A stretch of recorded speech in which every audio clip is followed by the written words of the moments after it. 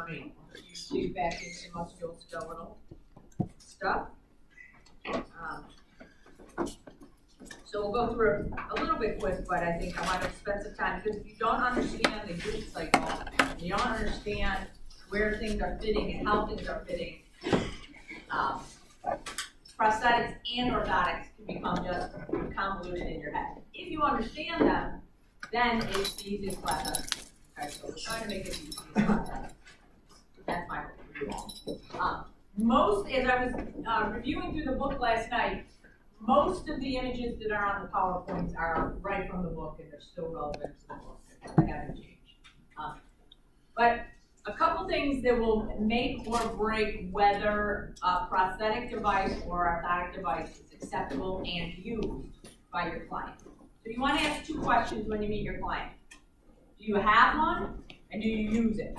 Those are two very different things. Lots of people have them. Some people choose not to use them, or they use them on occasion, okay? And that makes a bit of a difference for function. We'll talk about that.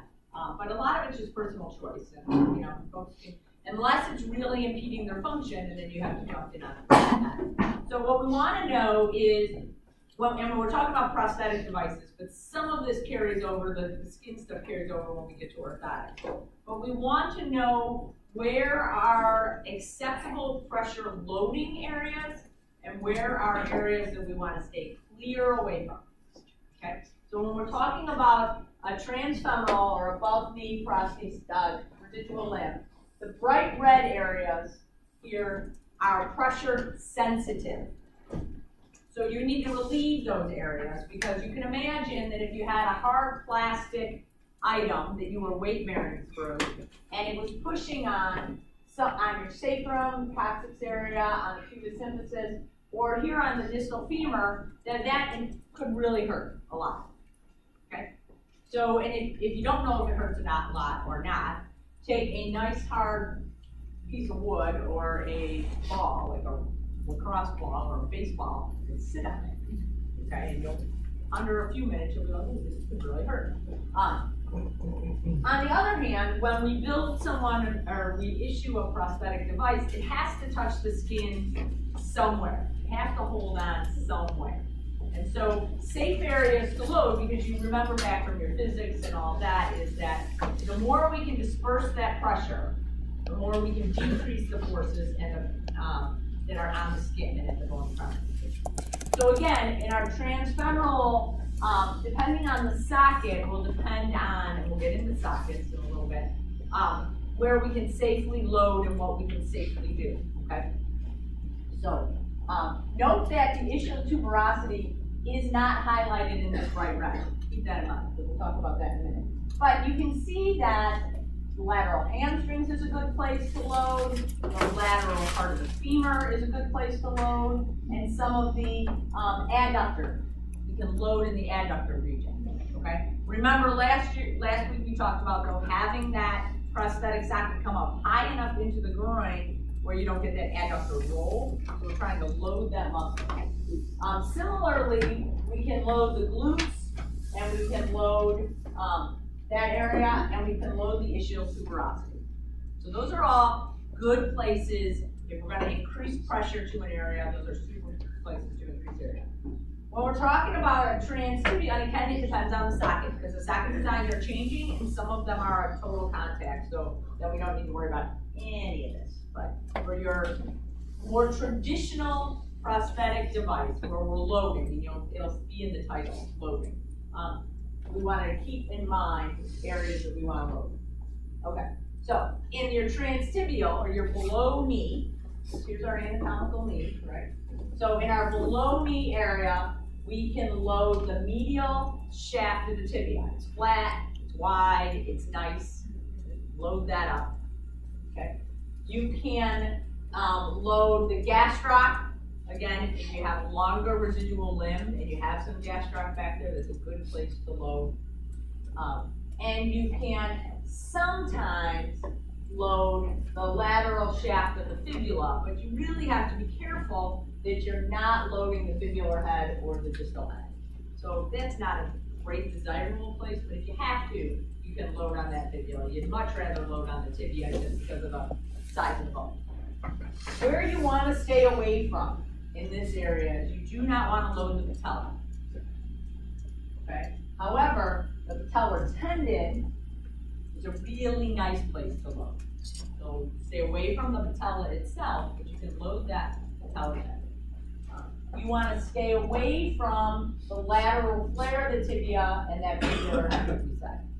Okay, so you want to stay away from that tibial tuberosity. You want to stay away from the tibial head. You want to stay away from the distal ends of your tibia and fibula, if you can.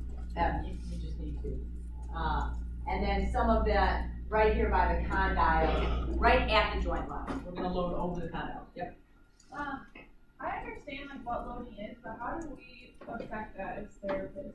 Well, what you'll see is a person will come in and they'll have some sort of gait deviation we're talking about. And they'll say it's the prosthetic device is killing them. So what you'll see is, you know when you wear socks too long and you get imprints in your ankles and your leg or on the sock? And we say that sock mark should go away. It should be kind of pink, not red and raging. It should go away within 10-ish minutes. Okay? They're going to take off their prosthetic device, and if you see a red area at the fibula head or patella or anywhere, and it doesn't go away within 10 minutes, and it looks angry red like it's almost going to go to a blister, then you know to call a prosthetist and be like, or we're going to add socks. But there's a couple things you can do to, if the prosthetic device is fitting right, the weight hasn't changed, there's a couple things we can do, but a lot of times you have to call the prosthetist and be like, this isn't fitting. They've gained too much weight, they've lost a lot of weight. But these are just warning signs that there's stuff it shouldn't happen. So if you see that, then you're like, ooh, this is a red flag. Okay, does that make sense? And so there are some things we can do, and we'll get to those as far as adding prosthetic socks and looking to make sure they don't have their prosthetic device on crooked. So it's all about adjusting. It's all about adjusting. It's all about adjusting. All right, so then we're going to talk about cost.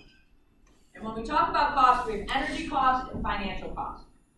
So your energy costs are kind of amazing. So self-selected walking speed is greater than 1 meter per second. Okay, so you're going pretty fast. That's a self-selected, that's what and so if we use that as our basic guideline, how is the person in front of you walking? And if they're fresh out of surgery, they're probably going to be walking a little slower. And if you didn't know before surgery, you really have no idea what their self-selected walking time is. And so we just say it's about 1 meter per second. You want to look at, when we're talking about energy costs, we want to look at oxygen consumption and heart rate. Okay? So how do we know if somebody's using too much oxygen? What are some ways we can determine that? Increase heart rate. Dyspnea. Somebody say Trouble breathing. Dyspnea. Dyspnea, okay. Color. Okay. Kind of falling over. And if you're at some hospitals and rehab facilities, they have a VO2 and they have cardiac rehab nearby. You can come up with a VO2 and you kind of get all of their air exchange values. If you're a common therapist in a common hospital, you just sort of have to use your best judgment. And then heart rate, obviously, you just measure heart rate. Okay. Walking with a prosthesis. As soon as you put on a prosthesis, you increase the energy cost. Interestingly, though, if you have somebody who is missing a limb and walking with crutches or a walker, their energy cost is higher than walking with a prosthesis. Okay? So, walking with your two anatomical limbs is the easiest method to walk with, as long as they're working fine. As soon as you lose a limb, your energy cost goes up. It goes up somewhat. It goes, depending on the level of cost, it goes up somewhat if you're walking with a prosthesis. It goes up a lot if you're walking with crutches or a walker. Okay, so it's easier on your energy consumption to use a prosthetic device than it is an assisted device. If your anatomical knee is intact, so we talked a little bit about pros and cons of keeping the knee or not keeping the knee. Typically, if the anatomical knee is intact, the energy cost is significantly lower than, so a transtibial amputee with a prosthetic device will use less energy than a transfemoral amputee. Why do you think that is?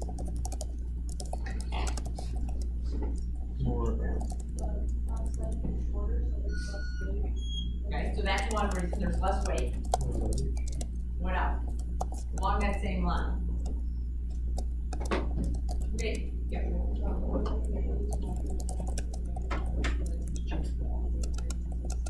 Exactly. So you have more anatomical joints and less mechanical joints in your transtibial. Okay, typically your only joint, if you even have a joint, is going to be the ankle foot. Where as soon as you go above the knee, you add in that you have to control that mechanical need somehow. All right, so energy cost, again, between 16 and 28% higher for a transtibial. So about a quarter. As soon as you go to a transfemoral, it's between 60 and 110% of energy cost. Sure. So transtibial, you have your anatomical knee. Your energy cost, this is actually your oxygen cost. Your oxygen costs go up between 16 and 28%. So you're using about 25% more oxygenation. As soon as you go to a transfemoral, so you have your mechanical knee, we'll talk about all of that, your energy costs go from 60 to 110%. So again, this is why people are tired and need rehab and need training. It's one of the medical diagnoses that very few people will argue about rehab. If you have somebody that's lost their limb to diabetes or a pressure wound or some other area, and they also have COPD, or they have a pulmonary disease process or a cardiac disease process already, and they're transfemoral, you can understand why there's a high level of rejection for this prosthesis. They want just as soon zip around their limbs because it costs them a lot of energy. We'll kind of talk about that a little bit. Okay. So what's happened in the prosthetic field, and what we're going to see next week at Show and Tell, when Joe brings in all the stuff for Show and Tell, is that the changes in the energy storing feet and the microprocessor needs. So if you have an energy storing foot, it stores energy, it performs a lot better, and it doesn't cost you as much energy.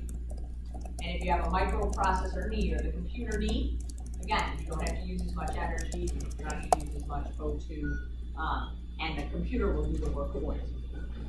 Okay, so keep all of that in mind, that the energy costs are great, the financial costs include the cost of the device, and similarly with all assistive technology devices, it's a 2 to 5 year replacement. So the life you get has to last you 2 years. This has bigger implications for kids than it does adults. Because when you're 4 and when you're 6 and 7, you're a whole lot of different sizes. Okay. And then the rehabilitation. What does that look like? And besides, how independent and how active was the person before their amputation? Is that the prior level of function, or where are we setting our standards to get people back? So I always say, if you can get yourself out of bed and transfer independently, your quality of life is exponentially higher.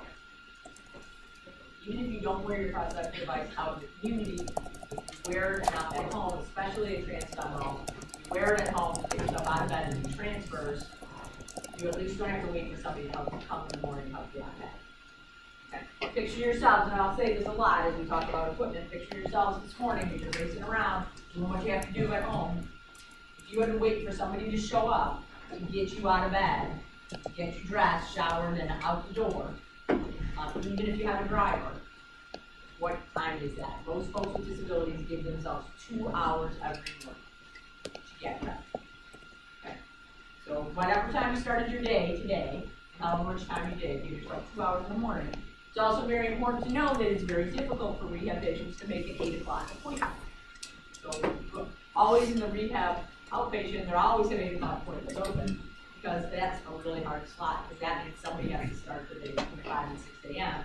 And if they need somebody to come in, that means somebody to show up at 5 or 6 a.m. So work backwards in that. But Financial cost of the device change, we'll let Joe deal with that next week. I can't tell you off the top of my head. They're not 3D printers have made them affordable, and lots of folks will make some components themselves on their own computer.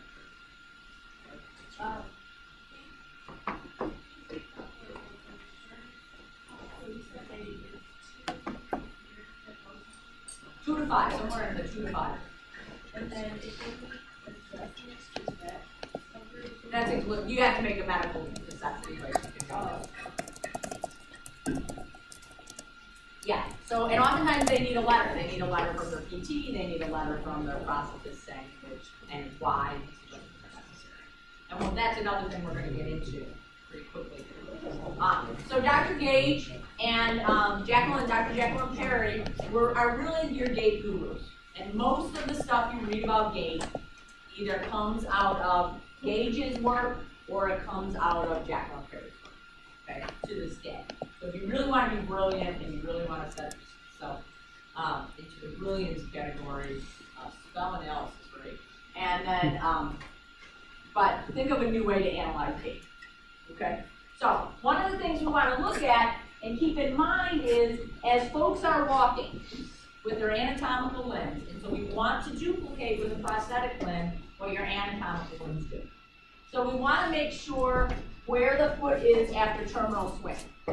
Okay, so you all are familiar with Drayvon and Tom and how they walk and their feet don't land where they're supposed to land. Imagine that you have a prosthetic device that currently does not give you any sensory feedback. Okay, so you got a block of wood on the bottom hanging off your leg, and you got to figure out where that foot is going to land. Right? It can't land too far out to the side, can't land too close to the middle, it can't land too short, can't land too far out in front. So a lot of that's where PT comes in because we've got to train the person to know where that foot is going to land. You need a stable foot in the stance phase. You will also need a stable knee. If your foot and your knee on that stance phase don't hold you up, you fall into a crumpled bind. If you are, especially if you're transfemoral, and you don't have any hamstring or quad holding that knee, but you have a hinge, and you're counting on that hinge to hold that knee, that's why people have these little, very scary gaits, because they don't trust their knee, okay? And they can't muscle power to hold it. It's all mechanical. So again, adequate step length. Are you too far? Are you too short? Clearance of the foot. There's nothing worse if you catch your toe when you're walking, right? We've all done it. But if you can't feel your toe, you can't feel your foot, and you catch your foot, a couple things happen with an amputee. They fall, or their leg comes off. If you're in the middle of a mall, sometimes people get a little freaked out when your leg pops off. Right? So you want to be careful of that foot swing, and we'll talk about different ways folks get their foot to swing. And if you're exhausted from getting from point A to point B, what's worth of the trip? So you need to make sure that folks are minding their energy. And this is where, think about it, nutrition comes in. So we've got to be coaching on nutrition. I treat every amputee like they're an athlete. From 18 months, from the newborn kids, all the way up to the old people, because they're burning calories like they're athletes. So they need to protein load. They need to do all that stuff. And it's super easy. I don't consider a McDonald's hamburger protein loading. I don't consider pork rinds and hot sauce anything good for anybody. But these are favorite foods because they're easy to get to. You're in the car, you can use it and drive through, right? So you really need to hammer on people, what are they eating, what are they eating? And again, a lot of them are not eating anything they should eat. All right, so we're gonna quickly review the gait cycle. This is when you should be able to just kind of sit back and relax and enjoy the ride. Please make sure you know the difference of all these. From looking at them, are they familiar terms to you? Okay? Because when we see what we want to see, this makes a difference. So when I call the prosthetist and I say their step length is off versus their stride length is off, that makes a difference, okay? So step length is basically heel to heel contact, where that stride length is right heel to the next time the right heel is the ground, okay? Cadence is basically how fast you're moving, and step in units per time, where velocity is how fast you're going across the distance. Double limb support, yes please. Most amputees have too much double limb support. They don't want to let that amputee foot, that prosthetic device off the ground. Once it's solid and they have their foot on the ground and their knee locked, they're like, okay, I'm not gonna ever move from here because I know it can hold me up, right? Unless you're being a totem pole that minute or playing frozen statue game, double stand, double limb support doesn't get you very far. Step width again, how far out are they swinging? Folks who have too high of a medial brim on their prosthetic device, okay, so if it's too high and it's digging into them, right? They're gonna move their prosthetic device away. They're gonna move it into an abduction to try to relieve some of this area right in the ground. So their natural inclination is to have too wide of a step feet. Right? If you have somebody who doesn't have good hip strength to hold, so when they go to do a stance, they can't bring their body right over that hip, their hip wiggles a little bit, or the knee is wobbly, they're gonna come in and have too narrow of a step because they're trying to get the other limb to take over. Does that make sense? So sometimes just watching them walk, as painful as it might be to your eyes, because you're like, holy Jesus, that will tell you a lot. These are the folks that I watch. I try to watch from as far distance when they know I'm not paying attention to them. So if your clinic happens to overlook the parking lot, you want to see them, spy on them, as they're coming down the hallway, because that's when they're moving to get to an appointment, they're not paying attention. And their gait deviations, by the time they walk in the door, you'll be like, I know. That ground reaction force vector is super important because that is all of your forces that when your heel lands, kind of average together and coming up. And we need to make sure that ground reaction force vector is coming up in a certain behind or in front of knees and ankles so you can actually bend those knees and ankles. Right, we'll talk about that in a little bit. But you need to really make sure that, and so some of that is also the weight line. Okay, so if the knee is buckling, that means that your weight line, your GRF is too far posterior and you're just falling backwards. Again, it's a hinge. If your knee is the door hinge, and that's what your knee is, you gotta use your physics, but your muscles aren't there anymore. Okay. All right, so here's your favorite gait cycle. You know all of this. Commit it to memory. If you're not familiar with it, there's a couple other pictures if boxes aren't your thing. But the first 5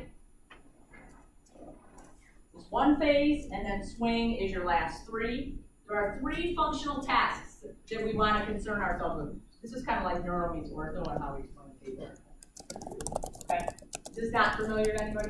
Because I think we spent a lot of time with Dale and Wishuit and Gears. Yes or no? Yeah, stop the diagram. Yeah, they use next slide. Well, sometimes I like to give you a reason to come. So 3 functional tasks you're trying to get when we're trying to get through the gait cycle. The first one is weight acceptance in early stance. If you can't put weight on a limb in early stance, that's right here in initial contact and you're loading, why do you have that limb in the first place, right? Okay, so functionally, you need to be able to have weight acceptance. Quick, and this is where amputee rehab is either boring to tears or really cool, but you spend a lot of time with parallel bars just simply practicing loading back and forth 100 times. Okay, again, you've got a hunk of metal and a hunk of plastic hanging off your leg now, and you're expected to walk in that. So a lot of it is just motor learning. The second functional task, so AKA good things for everyone, would be single leg support in mid to terminal stance. So great that you can load that leg, terrific, but can you come over it and have it hold, okay, in that mid stance? Right. Sorry, what was the terminology used for that? For the second one? Single limb support? No, the whole goal. Oh, the whole goal. 3 functional tasks? Right, the second one. The second one, single leg support in mid to terminal stance. So mid stance to terminal stance, you're in single limb support, okay, and both limbs need to work. So that means, and when I'm talking, we're traditionally talking about unilateral amputees, okay? Bilateral amputees got a whole new twist and buckles to them. So you need to have your anatomical limb working, and you need to have your prosthetic limb working so you can load and you can come over into that mid stance and terminal stance without your knee collapsing. Right? So you need to get that knee to hold and then you need to come over and offload. Again, you don't have any quad or hamstrings to do this if you're an up transfemoral. It all has to come from the glutes. Okay, abductors and extenders. So the way you do this, and we'll summer training is you hit, you just, if I'm a transfemoral amputee and I have a mechanical knee and it's not computerized, because the computer will do it for you. You use your hip flexors to get momentum to get that prosthetic limb to land, and then you drive that knee into extension using your hip extensors and holding the with your adductors and your hip extensors. Okay? So when you hit initial contact, when you're coming over with your anatomical limb, your quads and your hamstrings are firing, correct? In some sort of fashion. You don't have quads and hamstrings anymore. Something's got to control that knee. It's the hip. And so you spend a lot of time working on hip extension, hip extension, hip extension, and a little abduction. Okay? So soon at initial contact, as you're coming into mid-stance, you're extending, you're driving that residual limb backwards, and that will lock the knee. And it has to hold there until you're ready to release and come through again. That's a whole new thing for the hip. The hip is like, woo, timeout, TV, timeout, what just happened? I have never been involved in that sort of a gait pattern. Okay? So you spend a lot of time pre-prosthetically in getting the adductors and in getting the extensors to fire on command. All right? So our second goal was single leg support in that mid-terminal stance. And the third goal is getting that limb to advance through swing. Okay, so three important things in your gait cycle. Your foot's got to land, your legs got to hold, and your legs got to get going to the next step. Again, musculoskeletally, biomechanically, you can just slow yourself down. It should make some sense that way. All right. Next in line with some funny pictures is, here's our guy with his two anatomical limbs. Again, just doing the boxes in motion. Okay, and I think I'm hearing you say you're familiar with this guy. So, as people are having trouble depending on their gait deviations, and there's lots of them, we'll go back to that. Here is some talk about that ground reaction force, and this is how weight acceptance happens. So you notice that this ground reaction force is posterior to the ankle, anterior to the hip and knee. Is this familiar to you guys? Have you not fallen in love with ground reaction force? Okay. As you go from heel strike to foot flat to this loading response, you notice that it's not a mistake that the line gets a lot taller, so you have more force. And that line goes now anterior to the ankle and posterior to the knee and the hip. That's what allows the knee to lock and get those ground reaction forces, just your physics to hold on. Okay? So at this point, this foot and knee is ready to accept all the body weight. So we need to make sure it's easy when you're a transtibial, right? Because your hamstrings and quads can still fire. And as long as the prosthetic device allows you to have some of that rollover here. Imagine though, if you have a prosthetic ankle that is set in too much dorsiflexion. So you have to come over a little bit faster. Or it's set in too much plantar flexion. So you're essentially landing on your toe. Because the ankle isn't moving. Okay? You have a fixed ankle. Neil? Did you say that in foot flat, your knee locks, but the ground reaction force is posterior to the knee? Wouldn't that make it flex? It's coming across, and as you move it forward, it's got to lock, and then it's got to relieve itself to come forward, okay. so you can flex. Okay. So in B, it's allowing to flex, right? Yeah, it's coming, okay. Right, but it's allowing you to hold in that mid stance, and then it'll go into flexion. Okay. Okay. That's the next one. So as we're coming across then, and then toe off, is when that ground reaction force moves again.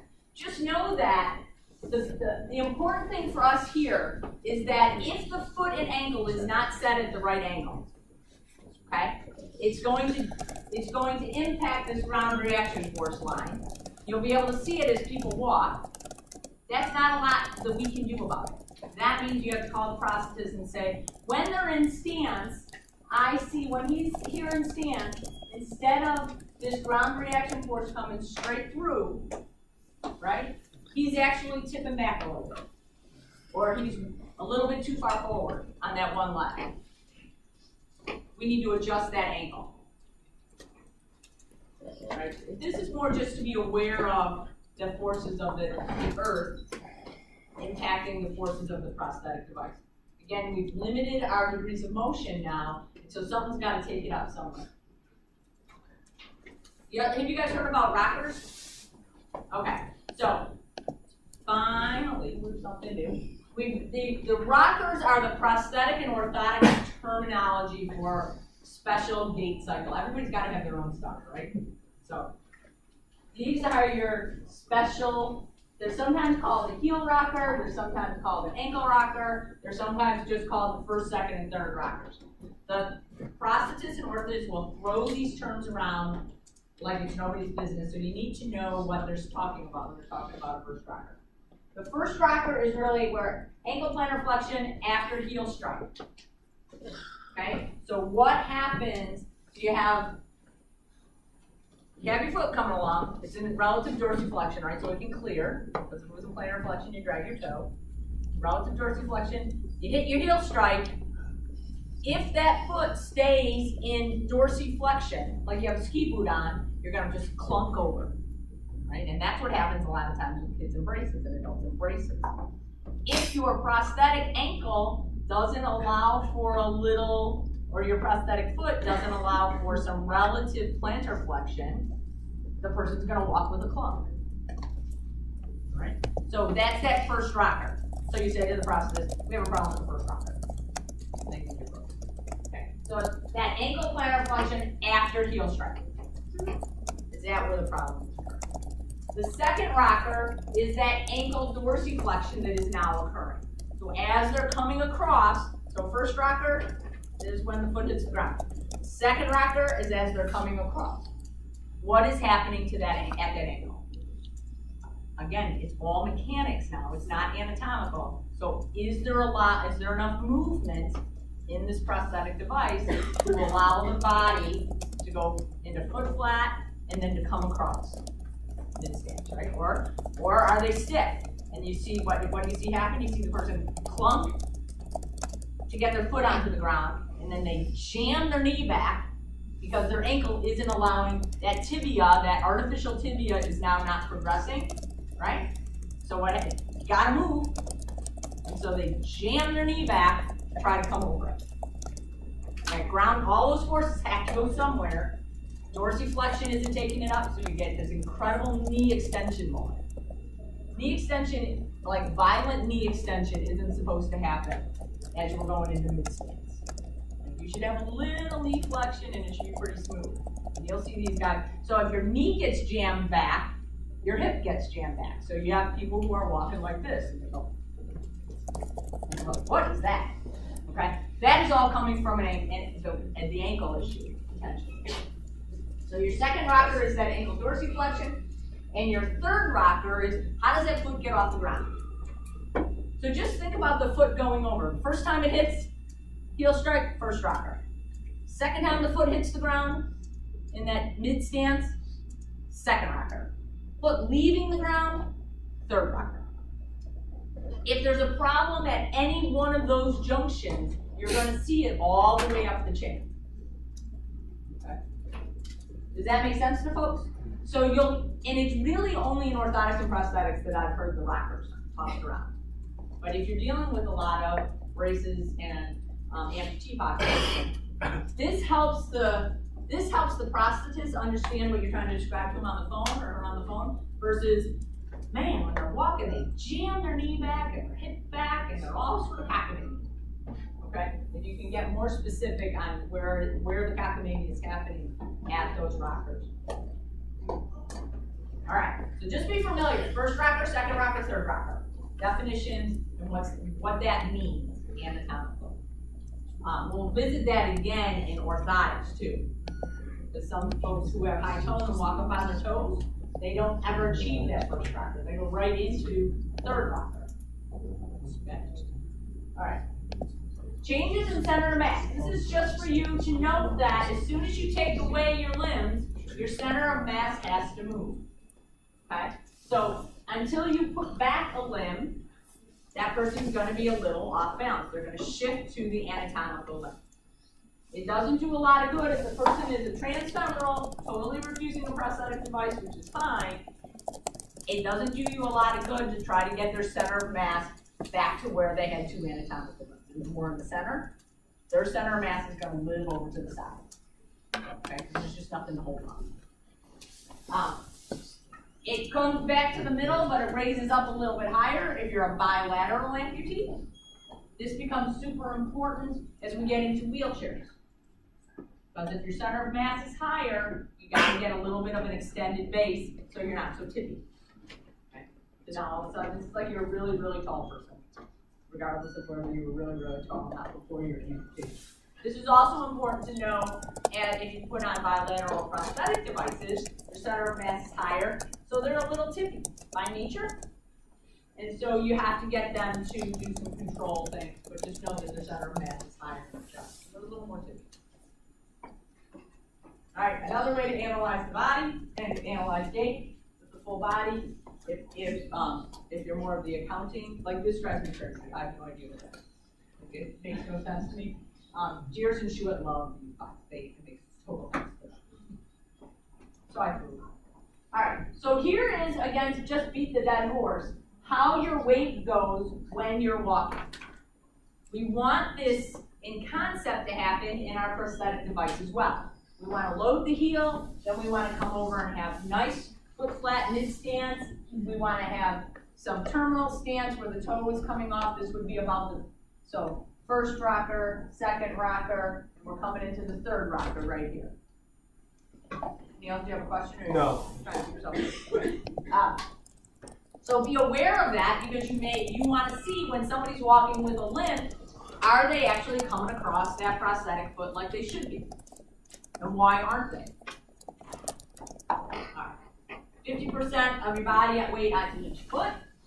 Oftentimes when folks have a prosthetic device, they're like 75% on their anatomical side and a little bit on the prosthetic side. And a lot of it is just trust. Okay, so you got to get them to trust that. Here's where the fun gets funner. When we start talking about common gait deviations. All right, you may have heard a lot of these terms, but I want to make sure we're on the exact same page when we're talking about deviations with amputees. All right, so you know that in stance we have three pretty common ones, and these are the limp, why you see somebody limp or somebody not walking smoothly. In your Trendelenburg gait, this is a stance phase issue, right? When you go to take a step, you will get the contralateral drop in the pelvis. So in your body, unless you see somebody walk with a Trendelenburg gait, which you're like, please let me picture. When they take a step, those glutes need to hold to keep the pelvis level, right? So my prosthetic leg, I always go with my right as my prosthetic leg. So the prosthetic leg, it's holding. If I drop, if my glute med on this side isn't holding, I'm going to see a drop in the pelvis. Why is that a problem? Actually, that's why is that a problem? What happens if I can't hold? Is there any Say, you might be getting different step lengths. That could be a problem. What else? crossover? You could catch the foot. Okay? So, again, if this is my anatomical leg, my left leg, and I'm dropping this way, I'll just pick my leg up a little bit higher. If I have a Trendelenburg on my anatomical side, so I'm this way, and I essentially have lengthened my prosthetic leg, I already can't feel where my toe is. And I may or may not have a knee. So now this functional increase in my prosthetic leg is going to cause me some problem of trying to advance that leg through. Because again, it's all coming from my hip. Does that make sense to folks? So a Trendelenburg gait could be dangerous because they can trip and fall. But that's something we can fix. You just go in and you train those glutes, and you get them strong. Okay, does that make sense to folks? So the ipsilateral glute medius is holding. The other thing they'll do on a Trendelenburg gait is they will lean over. So if their glute medius isn't holding, they're going to lean over to try to, again, lengthen that prosthetic leg if they need to. So you'll see them lean with the Trendelenburg, right? You see them all into the middle. Well, we call that in the field is business because eventually they come in with back pain, but it's not what we want. All right, vaulting is when they're lifting over the prosthesis. All right, so they're vaulting over that prosthesis. So basically what happens is they start to, again, on the prosthetic side, they're trying to get over it. And you can't vault that with the prosthetic device because it doesn't go up and down, right? But if your prosthetic device, if your leg's a little bit too long and you don't have good swing control on your prosthetic device, on your anatomical side, you're gonna raise up on your heel and vault over to get that prosthetic device to clear through. Does that make sense to folks? So what do we do for that? What? The prosthetic, you want to measure in stance, is the prosthetic device too long? Is the knee too stiff and they're not able to get it to swing? Or are they too weak in their hips? Too weak comes to us, too long goes to the prosthetist. Please don't take out your bandsaw. Okay. The other thing that might be happening is that socket fitting right, or is it sliding off? As soon as they go to unweight it, it's dropped, it slides a little bit, and now they have, again, a functionally longer leg. Okay, so why are they vaulting? And that analgesic gait is just something's hurting. So they're having pain somewhere. They're trying to avoid the pain, and so they're doing a quick over. So when they're walking, their step length on one side is a little bit shorter because it hurts. As soon as they go to step down, their hip hurts or their knee is bothering them. This is when we get back to that prosthetic fit. Is as they go, especially let's say in a transtibial, is something pushing on the fibular head or something pushing on the end of the stump, the end of the residual limb. And so they do a nice step with their anatomical leg. They take a quick step. Okay. If it's a pain issue, why are they having pain? Are they having a neuroma? You got to call the surgeon. Are they having pain because of that prosthetic device? You got to take it off, look for red areas. Okay, so why are they having this pain? They should have no pain. Circumduction, well, so this is all in the stance phase, on that stance limb, what's going on. Circumduction is when the swing leg, they swing it around to the side. Why would you do that? Might have weak hip flexors, okay? Always go to the hip. Like, when in doubt, go to the hip, especially in a transfemoral. All right, my hip flexors are fine. Now, why am I doing this? Your prosthesis is too long, and I can't get it to come through. So I whack it around this way. What else? What? Right, the knee's too stiff, or back to your hip flexors are too weak. But if the knee is too stiff, you could have really strong hip flexors, but short of like having to wind up and whack your leg through. Okay, and you can stiffen down the knee so it doesn't move, and that's how we start, especially bilateral transfemorals. You want stiff knees, right? Because you don't want them to collapse all the time. But it can't be so stiff that they can't clear it through and swing. All right, so the knee might be a little too stiff. So why circumduction? Nobody should be walking around with a pirate with their leg coming around to the side. Okay. Our job is to try to eliminate at least these four things. Nobody should be walking with these. And you've heard me say it before that nobody with a transtibial prosthetic should be walking with a leg. Shame on them. All right, here is a really, really cool website, physiopedia.com. If you go to this website, it is out of Australia. They might flash up something, please join Physiotherapy Pro or something, say no, don't spend any money, no money. But they have really nice, all sorts of gait deviation videos, everything you wanna know. Okay, that's why I told you now to invest in this class, but I told you this on the first day. You okay, so excellent resource. Physiopedia is an excellent resource for most of them. Anybody have any questions on that? Alright, so when we see a gait deviation, you have to, is it, what is causing that? I'll be right there. What is causing that gait deviation?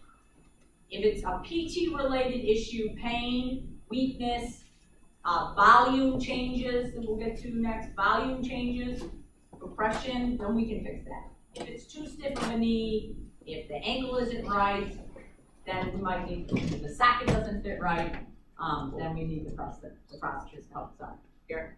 Yeah, so going back to the circumduction, I'm pretty sure you stated 3 reasons why. There was like the weak hip flexors, the knee being too stiff, and then I missed. Too long. The prosthetic device is too long, so they kick it out to the side. Could like tight glute means do that Sorry? too? Could like having like tight glute means do that too? Like make your. Might pull it out, but not dramatically. You'll overcome that. All right, next. Our next one we're going to go to here